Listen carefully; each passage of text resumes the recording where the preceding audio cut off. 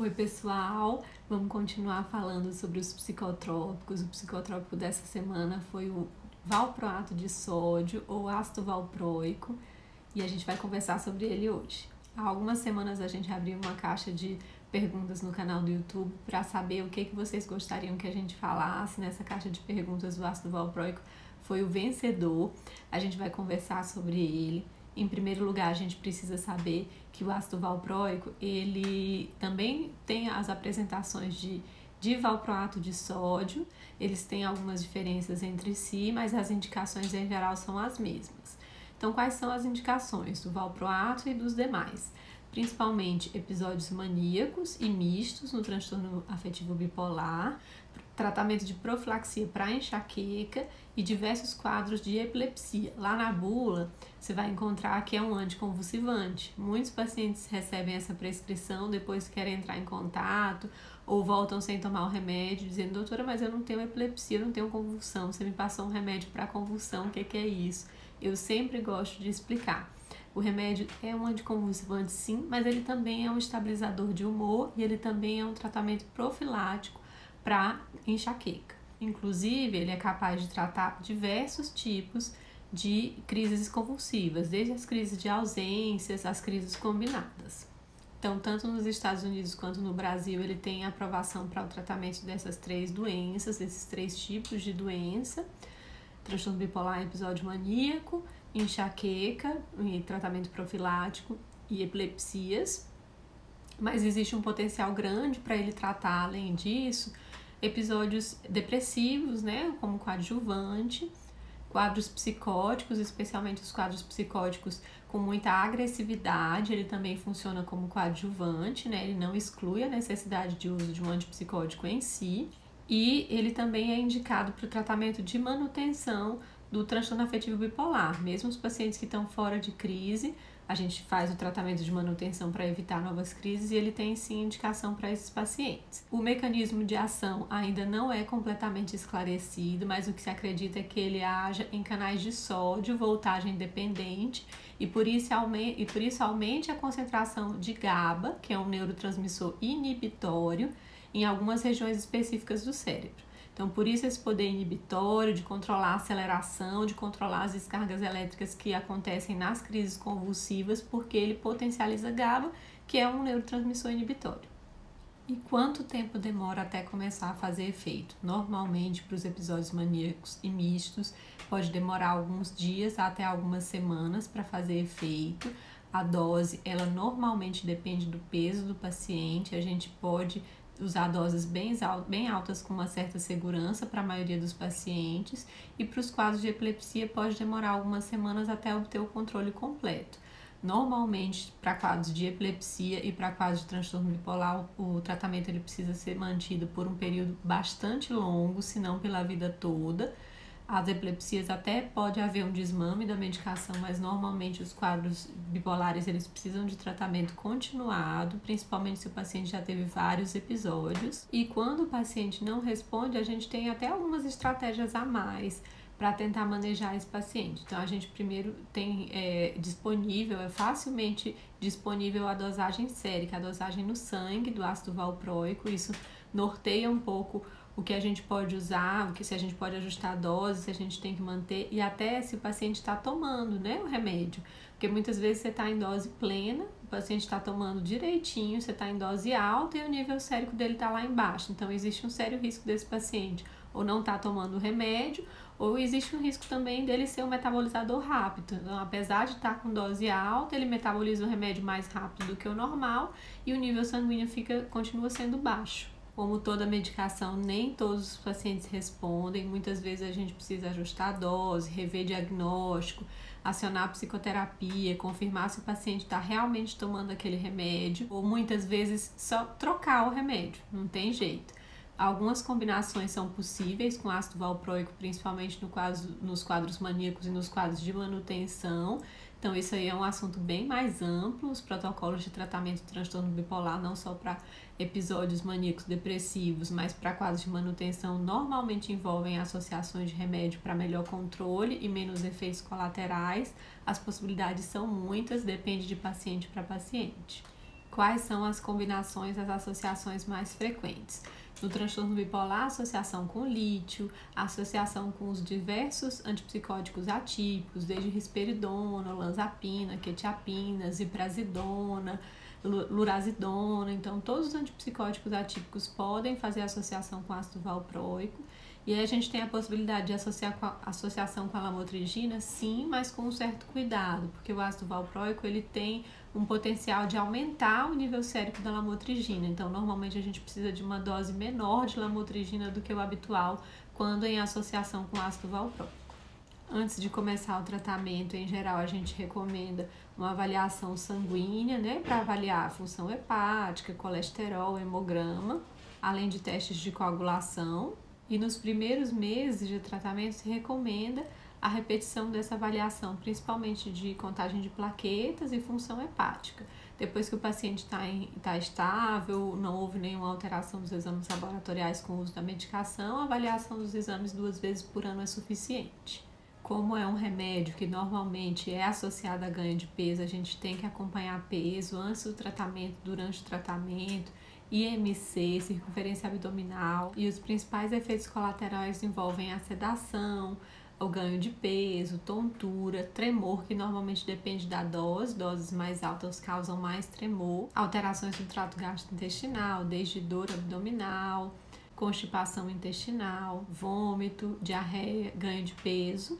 Também existe um risco de indução de síndrome do ovário policístico em mulheres.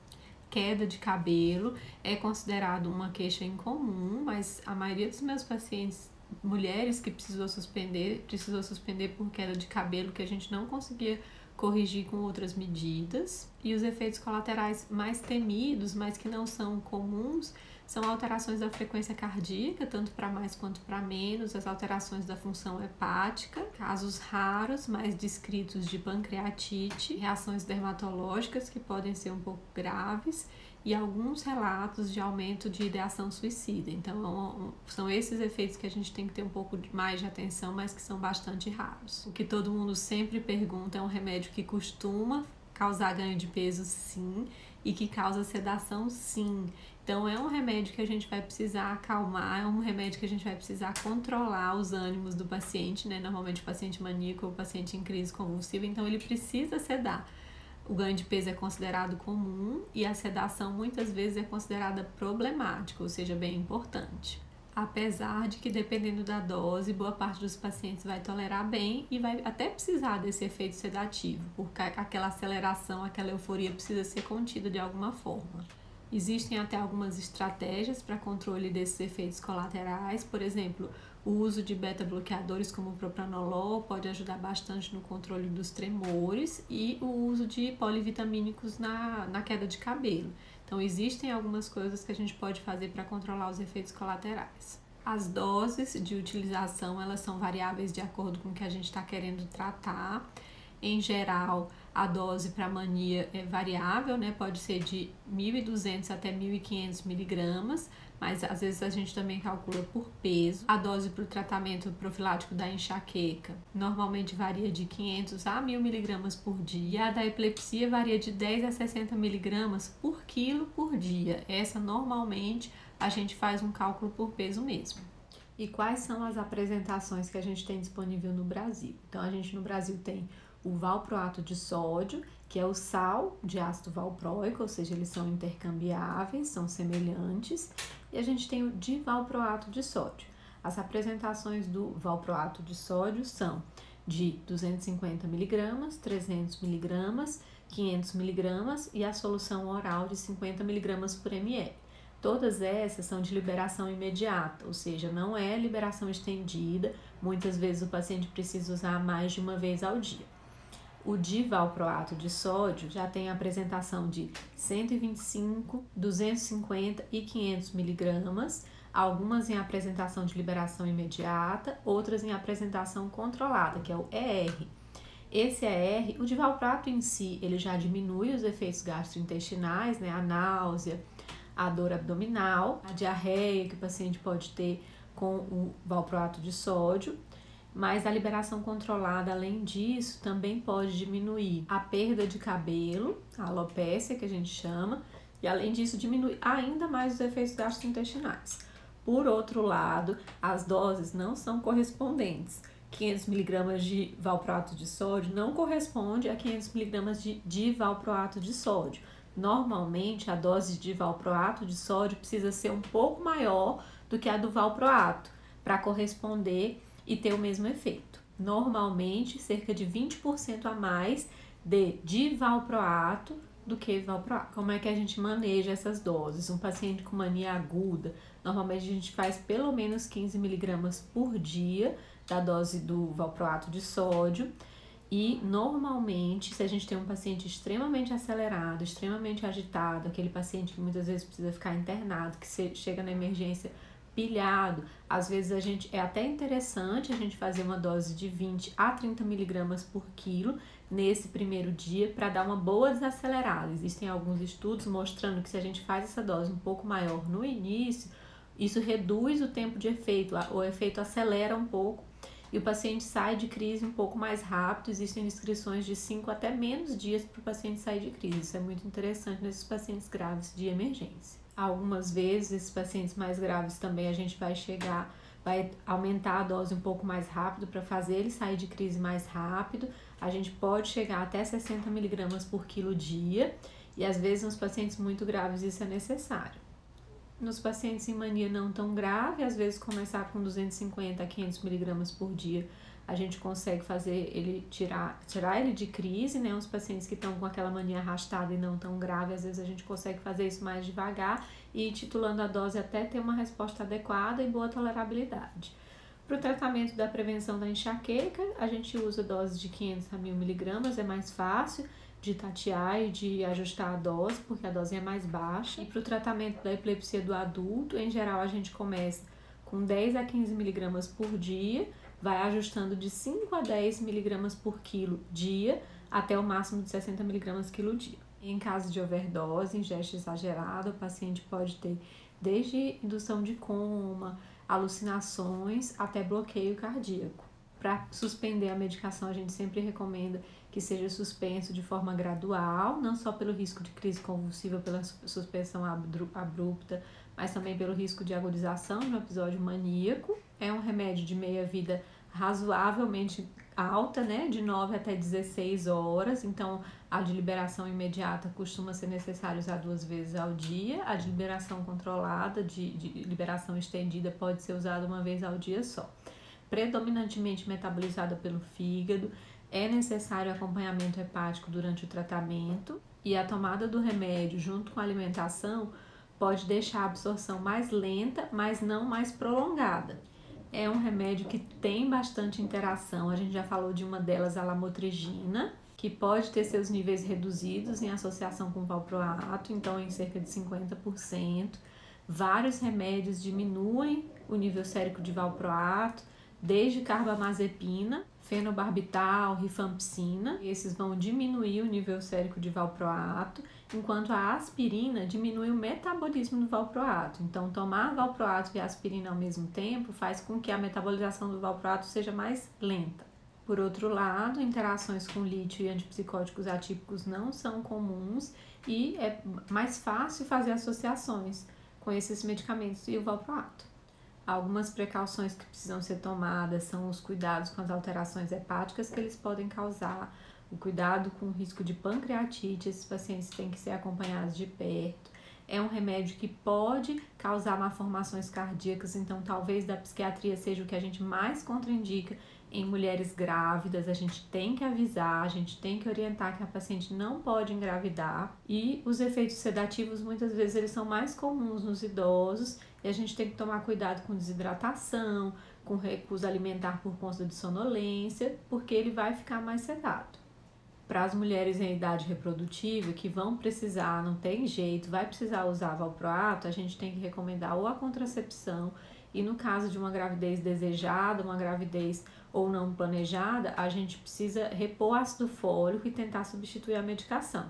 O ácido fólico ele serve para prevenir os defeitos do tubo neural, que são as principais malformações causadas pelo ácido valproico durante a gestação. O outro cuidado que a gente tem que ter nas pacientes que engravidam e precisam manter o valproato é o cuidado de talvez repor vitamina K, porque ele pode aumentar o risco de sangramento no pós-parto, então a gente tem que repor a vitamina K para tentar prevenir esses sangramentos. Já durante o pós-parto, que é um período comum de ter recaída, né, dos episódios maníacos ou depressivos do transtorno bipolar, muitas vezes dos maníacos que são mais graves, é uma medicação relativamente segura, apesar de ainda se dar preferência a antipsicóticos atípicos e ao lítio.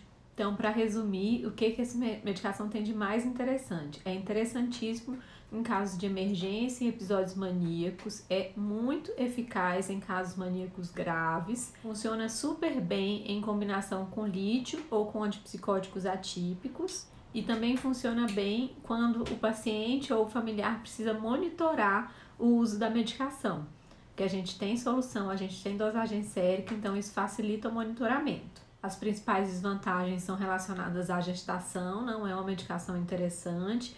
Uma mulher com transtorno bipolar que não costuma se proteger de gestação indesejada também talvez não seja uma medicação interessante, ela sempre está se colocando em risco de gravidez e usando remédio não vai ser bom. Não é interessante para os pacientes que não toleram a sedação que o remédio pode dar, que muitas vezes pode ser excessiva. E para os pacientes que fazem uso de outras medicações que podem ter interação também não é muito bom. Lembrar que é a medicação de primeira linha para o tratamento não só da mania, mas dos episódios mistos também, que ele parece ser mais eficaz para o tratamento de episódios maníacos do que dos episódios depressivos no transtorno bipolar, assim como na prevenção dos episódios maníacos. E uma outra coisa interessante é que ele pode ser muito bom para tratar impulsividade, agressividade e agitação em outros quadros que não do transtorno bipolar, mesmo na esquizofrenia, nos pacientes com déficit cognitivo e transtorno de controle de impulso. Se você tem alguma dúvida sobre esse remédio, me conta aqui nos comentários e me fala mais o que vocês gostariam de ver por aqui.